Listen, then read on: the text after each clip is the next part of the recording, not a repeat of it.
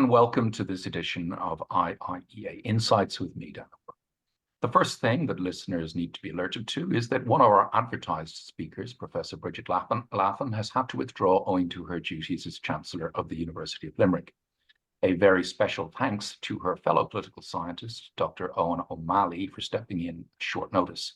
Eoin is Associate Professor in Political Science at the School of Law and Government at Dublin City University, where he teaches politics and public policy and is the Director of the BA in Economics, Politics and Law.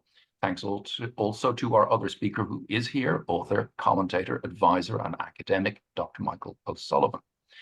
The topic of today's discussion is Ireland's position on the Israel-Palestine conflict, not, I stress, the conflict itself.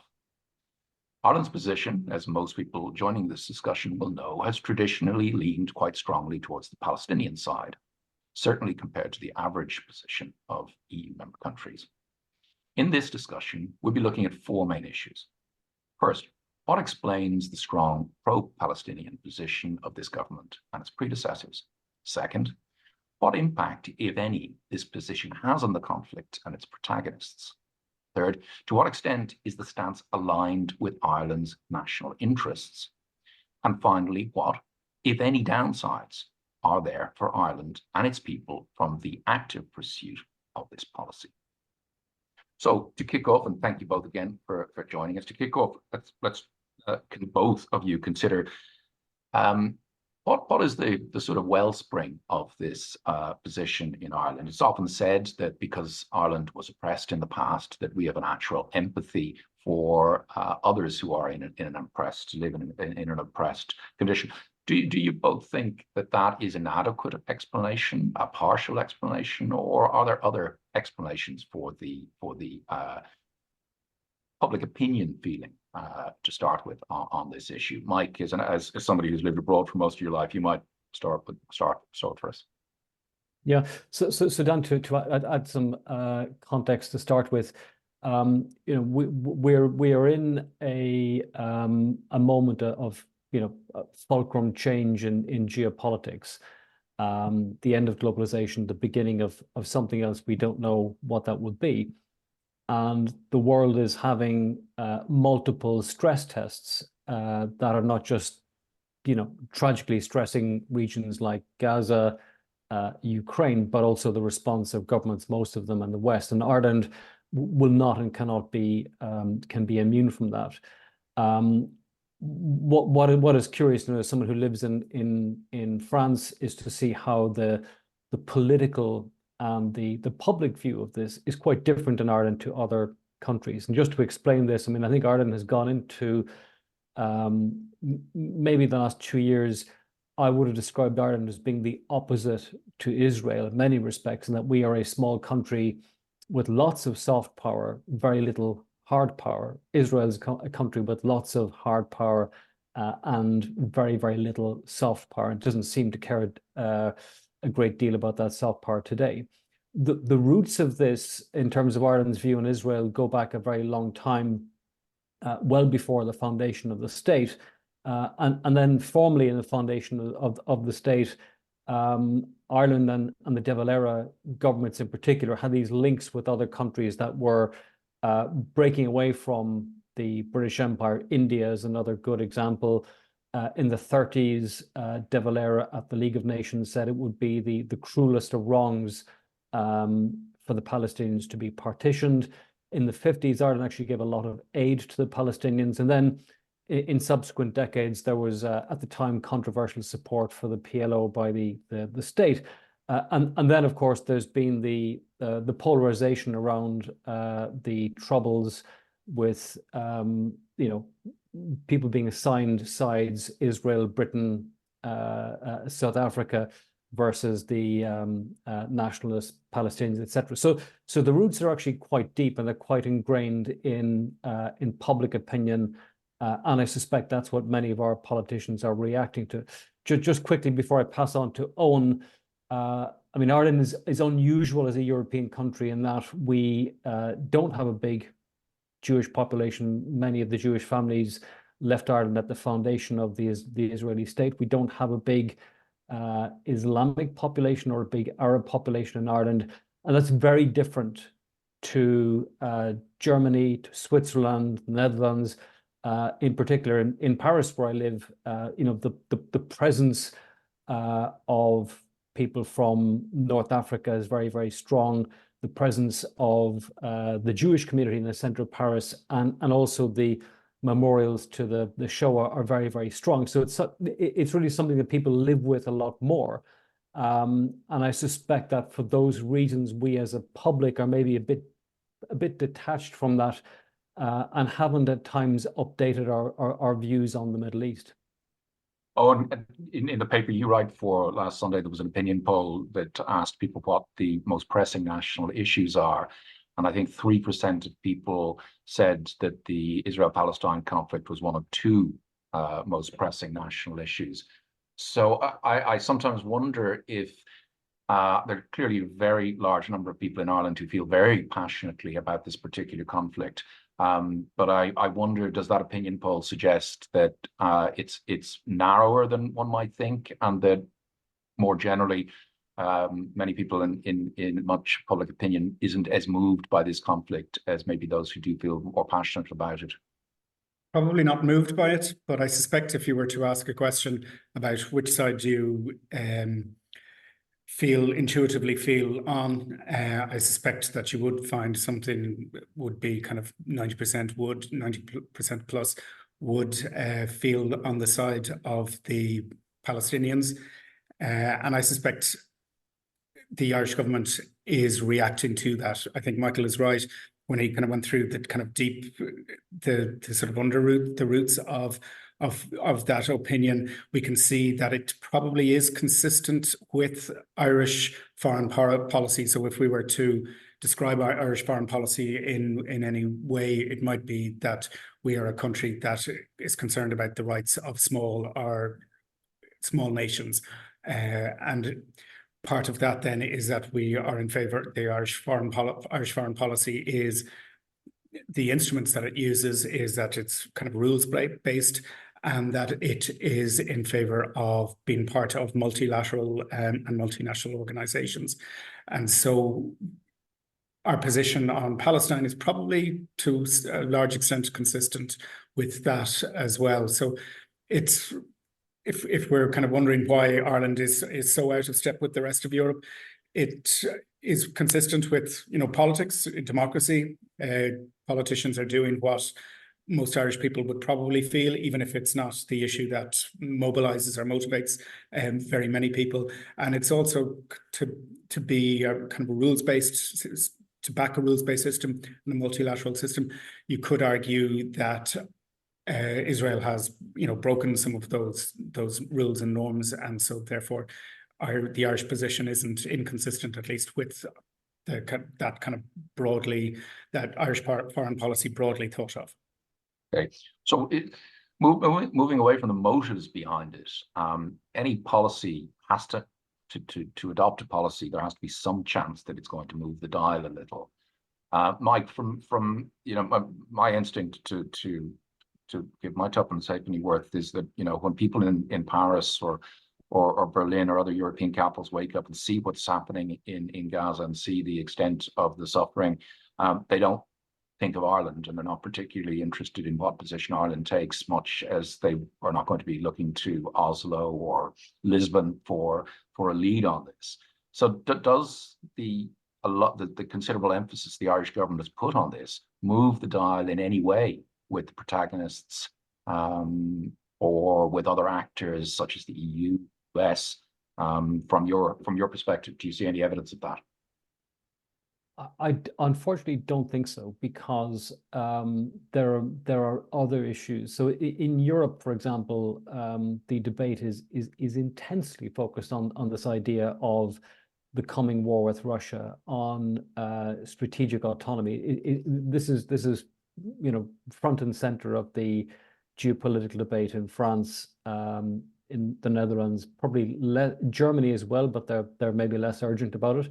And we don't have that debate. And I think Ireland risks being in the same position geopolitically as it was in 2007, when we were unprepared for an economic crisis. We're unprepared now for a broad security and defense crisis, and for that reason, we have much less pedigree on that front. We do, I think, have a lot of credibility as I think diplomatically. My own experiences, Irish diplomats generally are very, very good and very effective.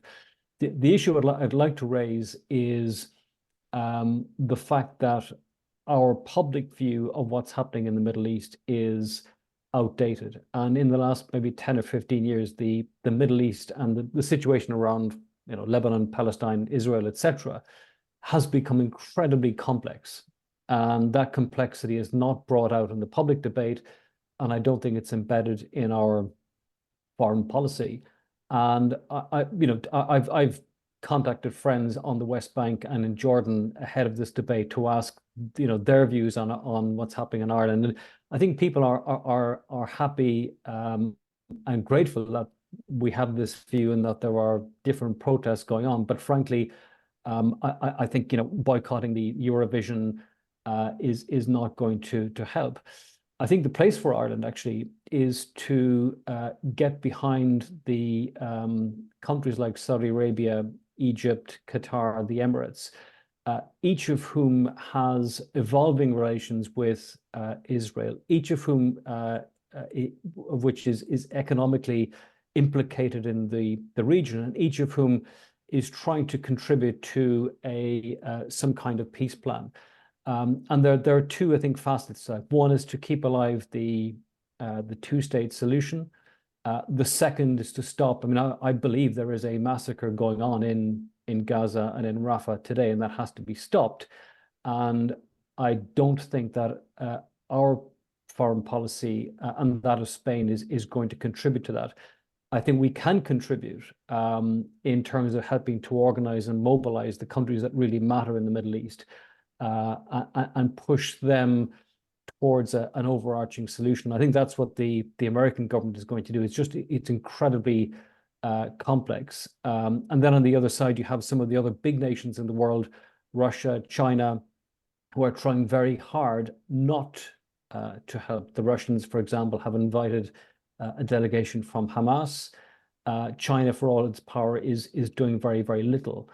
So it's really a situation that needs more coordination, I think, and more serious behind the scenes diplomacy, as opposed to efforts at headline grabbing by politicians.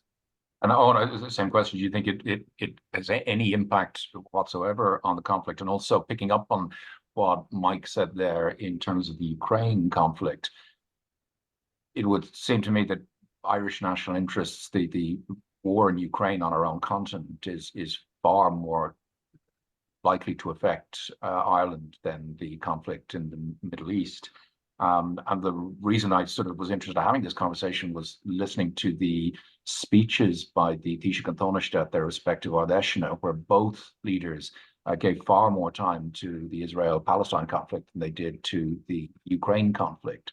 So I wonder, is by emphasizing conflict over which we have very little control and much less interest, is there a question of leadership here in focusing, not focusing enough on what's in our national interests, i.e. in this particular case, the conflict in Ukraine versus the conflict in the Middle East? Yeah, I mean, it's not surprising that the public will have a simplistic view of a conflict, especially one that's very far away. The Israel-Palestine conflict is obviously incredibly complex and also involves a lot of other countries in that region. And it's not a region most people in Ireland know much about. The Irish foreign policy has been thus far not terribly diplomatic, and it's been quite loud. And one of the things I suppose foreign policy shouldn't be is loud. It should be kind of messages whispered in quiet rooms. And so it probably isn't going to be effective in the sense that it's alienated one side of that argument. I think it probably won't be completely, I mean, nobody expects Ireland's position to change anything. Ireland doesn't really expect Ireland's position to change anything, but it might start to add to the kind of moral pressure that is on Israel to stop what it's doing in Gaza, which would be no harm. And you know, if it's Ireland and Spain, and then if Belgium were to join in, you might see that it will, at least you'll see a plurality of views within Europe, and it'll make it easier for political leaders in other countries to kind of maybe switch sides, for want of a better term. But your point about whether it is in our interest to kind of focus so much on this, I mean, I would have thought that we even don't need to go as close to home. Obviously, Ukraine has a massive impact on us in the 100,000 refugees that are currently living in Ireland. But we can also, I mean, we can also see that our diplomatic relationship with our nearest and closest neighbor is in kind of big trouble at the moment. That's something that happened during Brexit. It wasn't all our fault, but it certainly, I think ministers were kind of very quick to play to a gallery in a way that foreign ministers shouldn't be playing. And we risk, by spending too much time on this issue, I mean, ministers and a government can only spend a certain amount of time on any number of issues. They, you know, spoken to a lot of kind of senior politicians and former Taoiseach, and they will nearly all say that there's only about 3 or 4 issues at any one time that you can really concentrate on, and maybe 5 or 6 issues over the lifetime of a government that you can really focus on. And if you are to spend a good deal of your energy on this, and you know, if the first meeting you have with a foreign prime minister is on this issue, and not with the British Prime Minister, it means you're risking not giving the attention that relationship deserves. And I mean, I would have thought that the relationship with Britain is the most important relationship that we have, and is the one that we need to to really focus on. And so the risk is that by spending too much time on Israel-Palestine, we are ignoring more important issues that are much closer to home.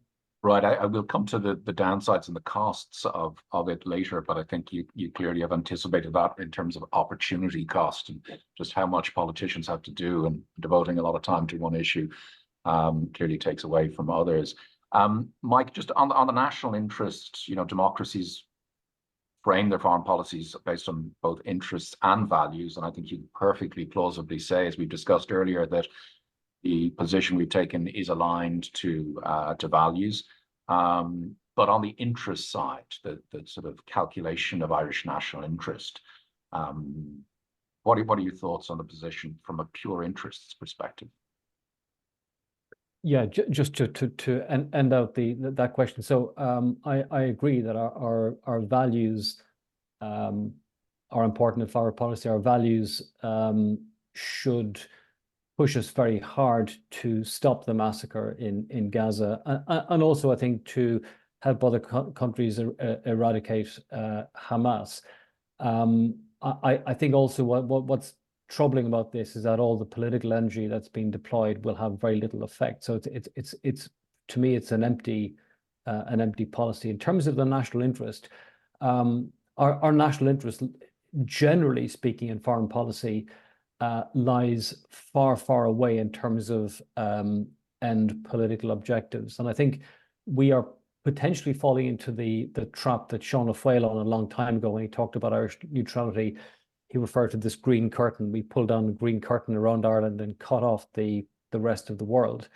And there is an enormous task ahead of Ireland in terms of security and defence, because we have, I think, for any European and developed country, we have the weakest security infrastructure, and that the span of that is very wide. It's you know, from drone technology to an intelligence agency, to being able to be sovereign and police our own maritime area and skies.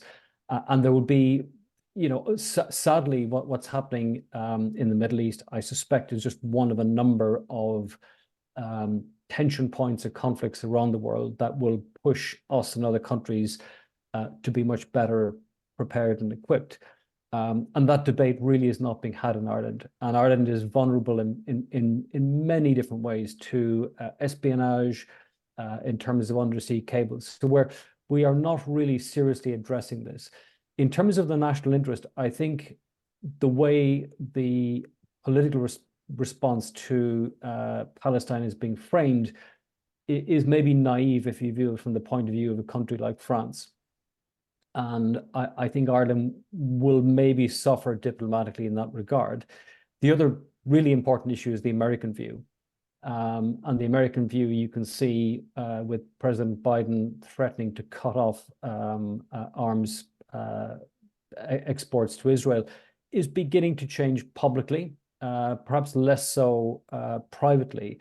But in terms of our own close relationship with America, and remember the two small countries in the world that have got the best relations with the States are Israel and Ireland, two very different relationships. We are going in slightly different directions. And in time, that can color things like foreign direct investment. Yeah, we'll come on to that, I suppose, in more detail a little bit later. But Eoin, in terms of that issue that Mike raised, in terms of your knowledge of public opinion, does that sort of green curtain, do you think Irish public opinion believes itself to be safer than it actually is, that we're nice, nobody likes us, we're not threatened, we don't need to do anything? Do you see a difference in Irish public opinion compared to other European countries around those external risks that we face? Yeah, I think we probably still live in this bubblish idea that we are an island behind an island, and that any threat is going to be a kind of direct military threat. And given that probably we're not necessarily going to be invaded, and we probably can agree that the US and the UK will not allow us to be invaded, but that doesn't mean that there won't be any of those sorts of threats that Michael outlined there. So I think public opinion probably believes that we don't have this problem. You know, we were safe in World War II, that Dev and neutrality kept us safe by just withdrawing us from that conflict. And so I think there is a sense that, you know, all we have to do is not rock the boat too much and everything will be fine. And that's one thing for public opinion to have that view. It's another thing for political leaders to share that view. And all we can tell is by their actions, and by their actions, political leaders haven't emphasized things like security. They don't raise it with the public, and they certainly haven't emphasized it in terms of spending. So, for instance, the Department of Defense is not even was rarely regarded as a senior ministry, possibly a bit during in the early part of the Troubles, but now doesn't even have a senior minister exclusively assigned to it. And so we can see, and I'm sure all those people who would like to have an impact on us, not least the Russians, say, also know that this isn't a country that takes its defense terribly seriously. And it's probably a place where you can see that I would argue, irrational attachment to neutrality, and probably a lack of understanding of what military neutrality actually means and entails, probably stops us from doing that. And so there are those pressures on political leaders that they know they feel they can't touch this. But, you know, part of political leadership is that you say things to the public that they may not actually want to hear, and you try and shift their worldview and make them realize that it's, you know, it isn't the case that everybody loves us, and it isn't the case that nobody wants to harm us. And it isn't the case that nobody will let us be harmed, or that our good friends won't let us be harmed, because we are at risk of being harmed. And you would think that any of those sort of cybersecurity threats that have happened already should have kind of woken us up to that. But I think we still don't have a head of cybersecurity in Ireland, probably because we're offering to pay so kind of minuscule amounts of money for those things. And I would have thought that it is a kind of a very soft underbelly that we're kind of leaving very exposed and almost advertising that to the world as well. Mike, as a long-term resident in France, your sense, and you've recently written a book, co-authored a book on France. Any thoughts on how French public opinion differs from Irish public opinion in terms of threat perceptions, what's going on in the world, what the government needs to do to protect people? Yeah, so Dan, as a general point, I would say that the public debate in Europe, we have European elections soon, is quite different to Ireland. The debate around the European elections in Ireland is very domestically focused. And in France, at the elite level, people talk a lot about strategic autonomy, which is the need for Europe to be effectively independent in key technologies and capabilities. And that's something that hasn't percolated Irish politics. I don't know any Irish politician who has outlined the view that Ireland will be the European pole in aerospace or fintech, etc., and that we will be a coherent part of this vision across Europe. The other issues I think that are very, very prominent are immigration, Islam in France, and the way it's causing friction with the idea of the French Republic. And again, that's not a debate we have in Ireland. Immigration is becoming, I think, an issue in Ireland. And then in other countries, just to move beyond France, I mean, if you look at, say, comparable neutral or formally neutral countries in Europe, Sweden, Finland, Switzerland, Norway, even, for example, they're all small countries comparable to us, but they have, massive armies. And in Sweden and Finland, there's a sort of sense of mobilization in many fronts going on because of the specific threat with Russia. So my overall fear is that we are somehow hiding from reality. And it's quite a grim reality, and that's not a very nice message. And you can forgive politicians for not being the bearers of bad news. But my worry is that the longer we ignore this, different types of security threat, the worse the end outcome could be. And in a sense, Ireland is in a good position because it's wealthier. We have less debt than many other nations. If we had to build up a high-tech army today, we would start from a point of advantage, and we don't have a lot of legacy issues. And we probably have more focus on technology and things like drones.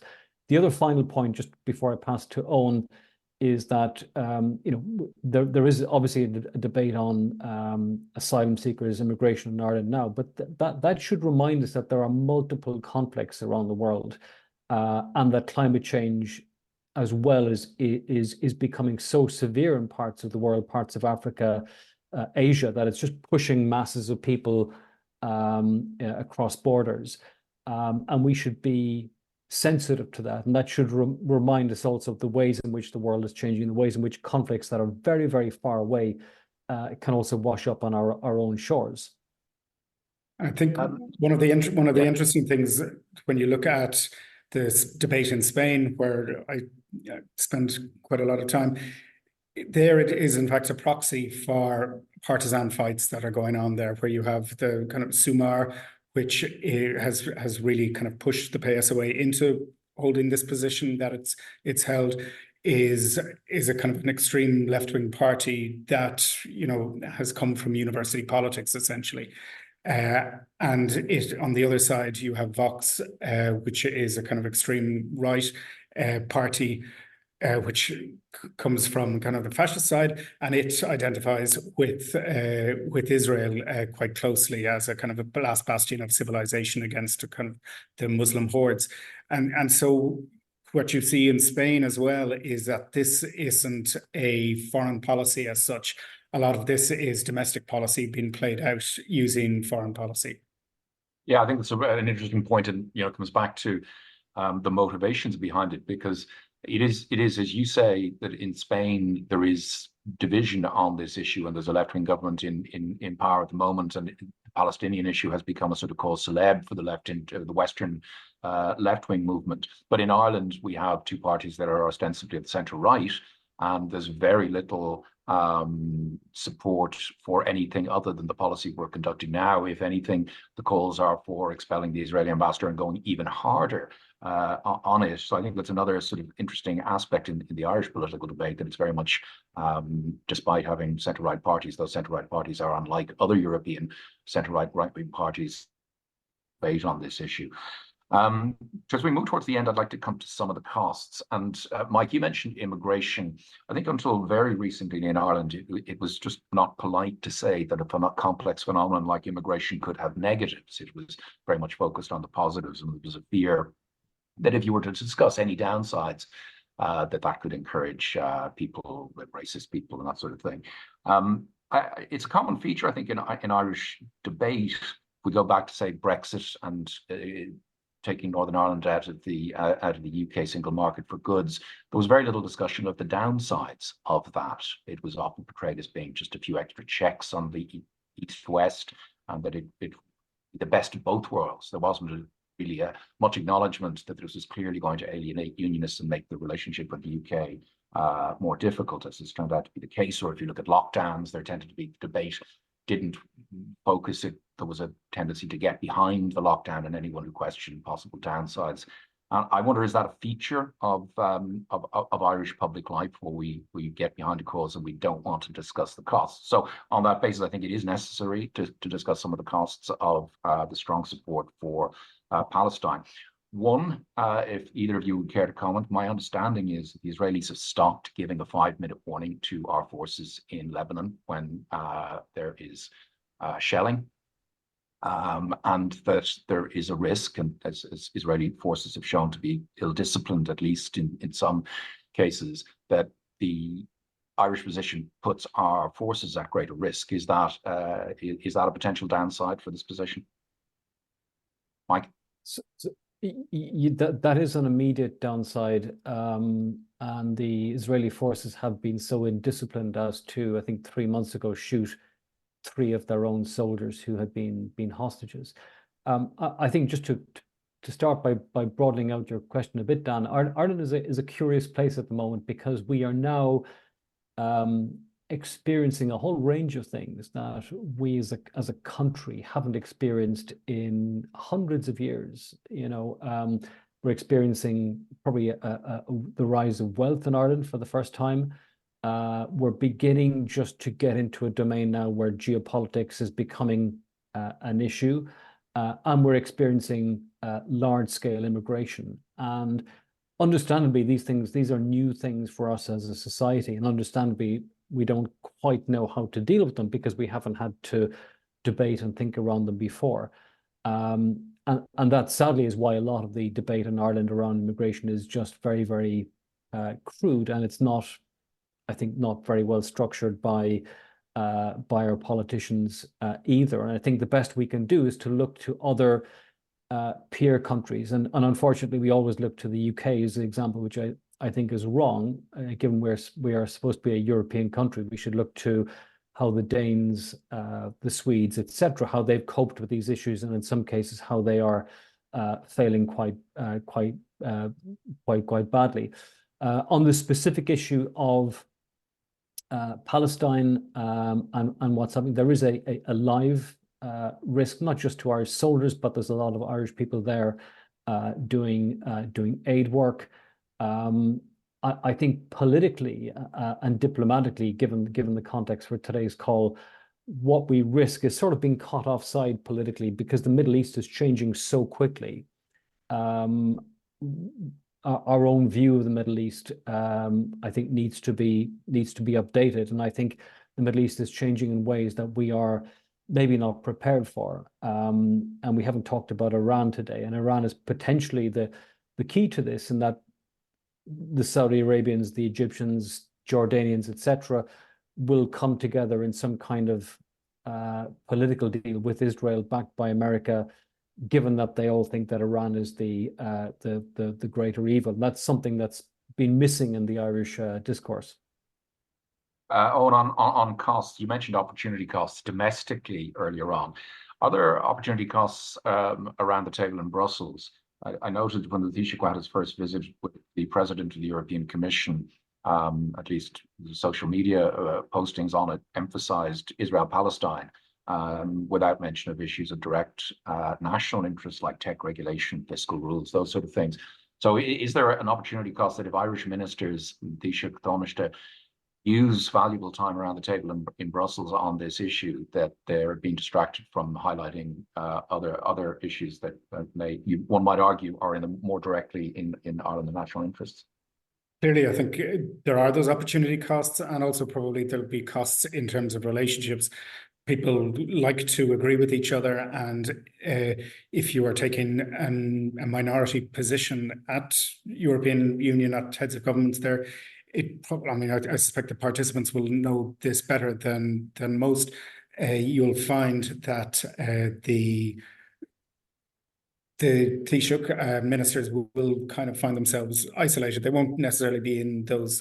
They'll end up chatting just to the Spanish Prime Minister in corners, and not chatting to other ministers and prime ministers who they may need when issues that come up that will be more directly relevant to Irish economic interests are raised.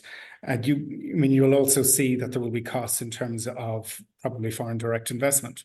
If Ireland has gained from being that sort of country that nobody hates and everybody likes at the edge of Europe, you will see that maybe within boardrooms in the United States where they're making those decisions, and certainly within boardrooms in Israel, you will find that some of those decisions are going to not be as favourable to Ireland. Sorry, I dropped there and I missed a good bit of that. I don't know if you can hear me. Just one of you just confirmed. Can you hear me okay? Yeah, hear you. Yeah. Okay. Mike, as we move towards the end, you've lived and spent a lot of time in the United States over the years.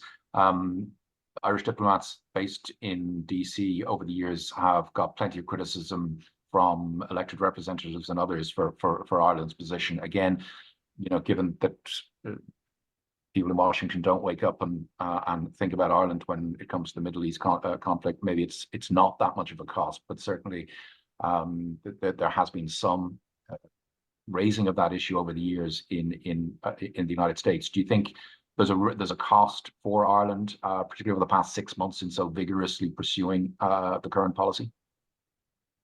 In the US, I don't think so, simply to the extent that we would not be thought of as being an authority on the Middle East, and the US is so involved and so plugged into the debate on what's happening across the Middle East. And I think maybe to pick up on something that Eoin raised, in international relations, it matters much less what we think of ourselves, no matter how friendly and neutral we think we are. It really matters what others think of us. And very broadly, I think malevolent actors from Russia to China, they would regard Ireland not as a neutral state, but as part of the English-speaking European world, and the softest entry point to that in terms of espionage, cyber, many other areas. So we're a point of vulnerability to them. Other countries will see Ireland, they will see, one of the best democracies in the world, a very strong economy. What they don't see is a country, or what they don't see is a country that's got a pedigree in things like security, defense, etc., in the same way that maybe Finland would have. So we're taken much less seriously, I think, in terms of our ability to act and to read the world. And I think increasingly in Europe, again, to Owen's point, we risk being seen to be out of kilter with the mood. I mean, a very good example was Micheál McGrath basically scotching any possibility that Ireland would be part of European defence bonds, i.e. part of a mechanism to raise money to build defence infrastructure in Europe. And most European countries are ready to do that. And I think they just find it strange that we wouldn't be part of that. Okay. Just another issue of potential downside. Somebody raised with me a particularly large company that's based, American company that's based in Ireland, and gave the view that it would certainly, the center of gravity on its board would be pro-Israeli, and there was potential that this could affect their investment decisions in the future. Either of you, any thoughts on that? Well, I'd raised that while you had frozen, actually. Or okay. I'd kind of spoken about that boards of American companies and clearly of Israeli companies who also invest in Ireland, that might lead them to review decisions, and certainly it will change the way in which they view Ireland, politically at least. Yeah, Okay, agree with that. Great. Look, Eoin, Mike, very many thanks for joining us to discuss this. I hope the audience found it informative and maybe a little bit different compared to a lot of the discussion that's taken place in Ireland over the past 6 months on this topic.